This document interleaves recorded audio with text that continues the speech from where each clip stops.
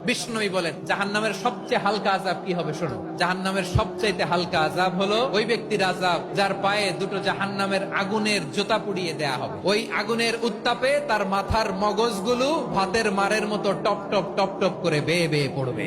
জাহান্নামের অবস্থা এত ভয়ঙ্কর হবে, জাহান্নামের ভেতরে লক্ষ লক্ষ কোটি কোটি কাফির মুশরিককে দেওয়ার পরেও জাহান্নাম বলবে আরো আছে নাকি, আরো দাও, আমার ক্ষুধা নিবারণ হয় নাই। জাহান্নামে তো উত্তপ্ত হবে, জ্বলন্ত হবে, ভয়ঙ্কর হবে। জাহান্নামের এক অংশ আরেক অংশকে খেয়ে ফেলবে। আল্লাহু আকবার। ফেরেশতারাও টালমাটাল হয়ে যাবে। জাহান্নামের রক্ষী ফেরেশতারা কি করবে তারা নিজেরাও বুঝতে পারবে না। কোটি কোটি মুশরিক কাফিরদেরকে জাহান্নামে নিক্ষেপ করার পরেও জাহান্নাম ঠান্ডা হবে না, শান্ত হবে না, বলবে হাল মিন মাজিদ, আরো আছে নাকি, আরো দাও। তখন আল্লাহ তাআলার কুদরতি পা জাহান্নামের ভেতরে ঢুকিয়ে দিবেন। দেওয়ার সাথে সাথে জাহান্নাম থেকে আওয়াজ আসবে কত কত বিইজ্জাতিকা ওয়া বিকদরিক, আল্লাহ বিইজ্জাতিকা ওয়া বিকারামিক, আল্লাহ আপনার ইজ্জতের কসম, যথেষ্ট হয়েছে, এনাফ এনাফ। সুবহানাল্লাহ পড়তে পারলেন না মজা করে?